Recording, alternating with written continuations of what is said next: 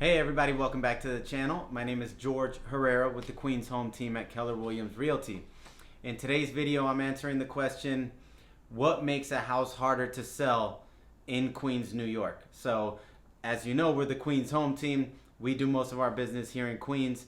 And so this might be a question that if you're thinking of selling or if you're a homeowner with future plans of selling, or if your house needs work, or if there's issues in the property, you might be wondering what makes a property harder to sell, specifically here in Queens, because obviously we're in New York City and it's a different kind of market. So I just jotted down 9 items, 9 things in no particular order that I think from my experience makes a house harder to sell here in Queens. And this is based on feedback we've gotten, based on listings we've taken that have taken longer to sell or that have been harder to find a buyer for. So this is in no particular order, and I'm probably missing some other things, but these are the first ones that came to my mind.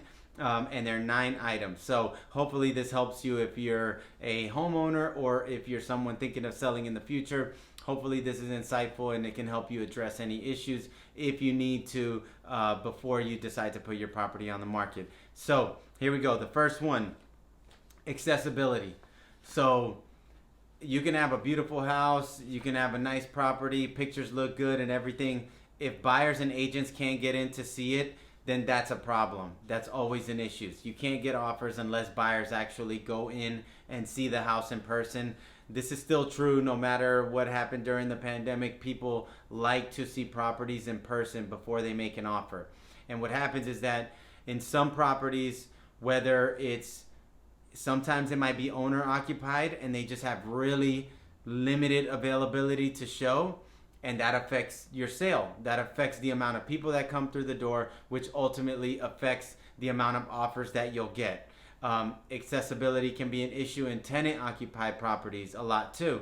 So if there's tenants and it's hard to get access to the apartments to show them, again, this affects your sale because a buyer might call, they want to see it, and we can't get access to show it. So if a property is easily accessible, it definitely helps in the property selling quicker and getting better offers.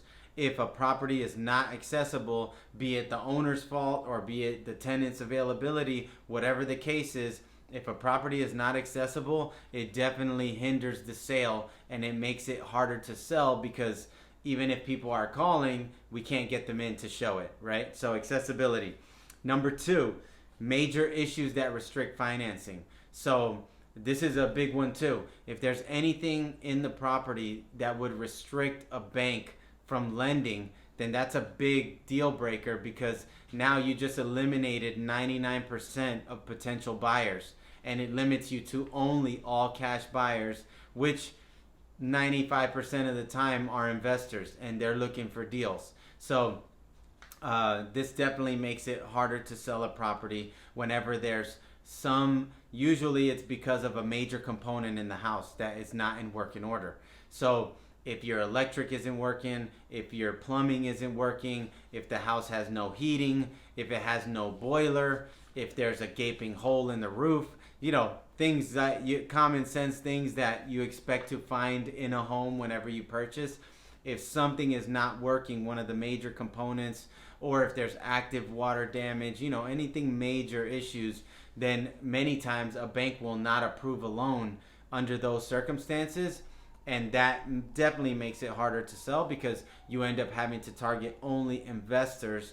And yeah, it's not harder to sell as long as it's priced right. Whenever we have sold properties like that, and the trick to selling those is you have to make it attractive for the all cash buyers. So you have to put it at a price that's attractive for investors, and at a certain price point, they will jump all over it. But it doesn't help you get the most money possible. And if you try to price anywhere near market value with a situation like that, then it will definitely be harder for you to sell that property. Number 3, funky layouts. And this is another one. It's not so common because in Queens we have a lot of cookie cutter houses, but every once in a while we see houses where either it was built originally with a funky layout or the owners put up walls in strange areas. They made certain rooms, living rooms, bedrooms, cut living rooms into two, or chopping houses up and just putting a bunch of small rooms. So whenever you have a funky layout in a property, it definitely can make a property harder to sell. Here in Queens, that can definitely be the case. And many times it leaves us, having to try to paint the picture for the potential buyers of walls that can be removed or how it used to be and it wasn't always like this. So if you want to restore it, it can go back to a standard layout. If the layout is just funky and has always been built that way, then that's something that you just have to, an agent or seller, you have to make an adjustment for that obsolescence, because that will most likely impact the value. And it does make it harder to sell whenever layouts are not traditional, whenever they're not common practice. So having a layout that's similar to other properties in the neighborhood is always great. Whenever it's something out of the norm that's a little strange or a little weird, then that can make it harder for buyers to see themselves living in it and to make offers, right? So funky layouts, that can affect, that can make it harder to sell. Number 4 is external obsolescence. This is a realtor term, so you may not have heard of it, but what external obsolescence is when you have something outside of the house that directly impacts the value. So this would be like being very close to an airport. And it's not to say that it will, but it can potentially impact the value of the property. So let's say living very close by an airport or in the flight path of an airport where you hear a lot of loud airplane noise. If your backyard is connected to a cemetery, or if your backyard is right by a major railroad, or if you're on a double yellow line road, if next door to your property is a warehouse or industrial type of property, any of these type of situations can create external obsolescence. So something outside of the property that can negatively impact the value of the house, that can make a property harder to sell. And we've experienced all types of these situations. We've sold properties with all kind of external obsolescence, and we're able to get the property sold, but an adjustment typically has to be made in the price to account for that external obsolescence. So if you try to go for a market value or what other properties are going for that don't have external obsolescence, then you might find it harder to sell, because when buyers come to see it, typically external obsolescence are not desirable features. So it's something that a buyer has to get over if they like the property. But at a certain price, they will jump on it.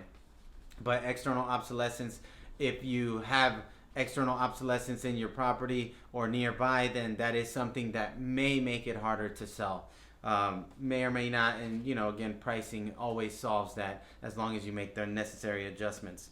Now, number 5 is tenant issues. We're here in Queens. We have a lot of multifamilies, 2, 3, 4 family properties, and even higher. But tenant issues can definitely make a property harder to sell, because if you have tenant issues where either they're not giving access to show the property, that becomes an issue. That's an accessibility issue. But if then you end up having tenant issues where they give you a problem, or they can't find anything, they can't leave in time for closing, or they just shut you out and stop communicating, stop paying the rent, any issues like that, any kind of tenant issues typically will become a problem. In our experience, buyers will wait for a little bit to see if issues can get resolved and if the property can be delivered vacant, and then they close. But if issues become too problematic, or if they drag out for too long, many times the buyer will end up just canceling the deal, getting their deposit back, and the seller's left back at square one. So that can make it harder to sell. If you have tenant issues, it can make it harder to sell the property, at least here in Queens for sure. Number 6, bad smells. This goes without saying. If you have a property with a lot of pets, or if it has a lot of odor in the house, bad odors, then it can make it harder to sell. And we've experienced this in the past. It can be a really good house, with just where the bones are good and you just have cosmetic work that needs to be done. But pungent smells, really strong odors is something that's hard for buyers to get over. And it's the main thing they focus on. If they walk into the property and it hits them, it hits them hard, and they can't get over it because of the smell, it's going to be really hard for them to see themselves living there and for them to see themselves wanting to make an offer on the property. So bad smells can definitely hinder your sale, and it can make it harder to sell a property. The best thing to do is try to get a non-biased opinion from a family member, friend. Have someone tell you, because if you've been living there and it has a bad odor, you might not even smell it anymore. You might not even be able to tell. So if you ask a close friend or a family member to let you know if there is a bad odor, and if they say there is, then we would recommend doing a cleaning. If there's carpets, take up the carpets. Do whatever you have to do so that there isn't a bad pungent smell, because that will make it harder to sell. Even if the house is really good, solid, nice layout, it will make it hard if the odor is too strong, because it will be hard for buyers to get around the smell. All right, number 7, cluttered homes. So we sell properties that are great with no clutter, minimalist, vacant, and then sometimes we sell properties where there's a lot of clutter. And it doesn't help when you have a lot of clutter, because it just makes it feel so tight when you walk into the room or to the house. So always decluttering is, that's like 101, right? Real estate 101 of selling. So decluttering is always key. And if you have clutter, then at the very least, if you can move things, stack them on one wall so that you can still see the majority of a room, that always helps. Because if you have clutter just throughout the whole property, again, it's like the odors or the bad smells, that it will be hard for a buyer to envision themselves living there, because they can't get around all the stuff. So you don't want people to focus on the stuff. You want them to look at the house, look around, see the space, and actually envision living there. So or envision buying it and renting it out and having tenants live there. Either way, clutter makes it harder to sell, because it just makes the rooms feel smaller, and again, it's hard for buyers to get over it. It's like all they're looking at is all the stuff, right? So definitely cluttered homes. Number 8 is a house that needs too much work. And again, the solution to this is just like some of the other issues that can make a house harder to sell. There's always a price, right, that moves any property. But a house that needs too much work can be harder to sell. And we've sold properties that have good layouts, solid brick homes, no external obsolescence, everything fully functional. But if a property needs too much work, it's one of those things that even if a buyer really likes it, if it needs too much work, it might just be too much to take on. If it's a first-time buyer, then it really becomes a lot, because it's a little overwhelming.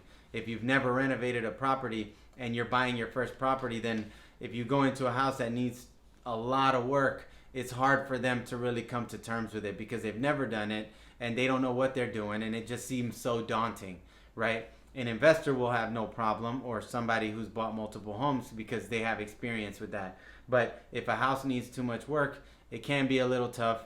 And if a house needs too much work, even if a buyer is willing to do it and they're okay with doing the work, you have to have the reserves to do the work. So you have to have the money ready to deploy. So let's say you go into a 2-family that needs to be gut renovated with a basement. That can cost you $150,000, $200,000, top to bottom, depending on materials and finishes that you use. But if you really have a house that needs a lot of work, it can cost a lot of money to fix it up. And so that's why whenever we're selling properties that need a lot of work, they can become harder to sell. The good thing is that if you can finance them, if they're able to get a mortgage, then it opens you up to end users, and then they can do renovation loans or 203k loans, and it becomes a little bit easier. But no matter what, if a house needs a lot of work, it usually becomes a little harder to sell. But again, if you price it right, adjusting for the fact that it needs a lot of work, it can still sell quickly. If you try to go for somewhere near market value and the house needs a lot of work, then most likely you will have a hard time selling. And then number 9, this is my last one, is unrealistic sellers. This can definitely make a house harder to sell, because if a seller is not realistic to any issues that are hindering the sale, or if they're not realistic to the current value of the property based on what the market is saying, right? Buyer feedback, agent feedback, what the comps are showing. If a seller is unreasonable, then that will make a house harder to sell, because you might lose out on a good buyer. You might have a buyer that is actually willing to pay market value based on the comps, based on what the property is worth.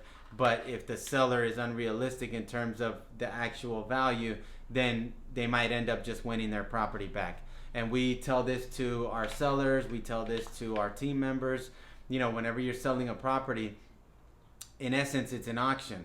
And if a buyer makes a bid and you reject the bid, then you just won your property back. So you can win your own property back when you sell your property. We always like to educate our sellers, give them all the data, and give them a realistic valuation, so they have a realistic idea of what the property is worth and where we think the offers will come in when they sell. That way, when the offers come in, at least they have a realistic idea of the value, and it's better than having false hopes and thinking that you're going to get some outrageous number when in reality the buyers won't be willing to pay that. And remember, market value is how much a buyer is willing to pay for the property. That's the value. So you have to keep that in mind. And if you're selling a property, make sure that you're a reasonable seller and that you can look at your property with an unbiased view, get an expert opinion of price and value from an agent, an experienced agent, so that you can be reasonable when the offers come in. You can actually go into negotiations reasonably and in good faith, so that you can try to find a win-win. If you're unreasonable and you're super firm on your price, and you just think it's worth more, and you reject offers that come in, then ultimately you might just win your property back, and then you just stay in the home, or you keep owning it longer. So that's another one that can make a property harder to sell, is if you're unreasonable sellers. But most people are reasonable, so that's the good news. And all those other issues are other items that can make a property harder to sell. If you have any other things that you can think of, drop them in the comments below. I just wrote this up really quickly in the last 5 minutes, but I think these are some of the main ones. If you have any questions about these issues that I listed, or if you need any help, if your property has some of these issues or anything that you think might make your property harder to sell, and you want some advice on how to go about dealing with that, then feel free to reach out to us anytime. You can visit us online at queenshometeam.com, or you can email us at info@queenshometeam.com. We meet with hundreds of sellers every year and homeowners, so we've seen it all. Don't worry about it. Whatever the issue is, we've most likely seen it and dealt with it, so we'd be able to give you some good advice.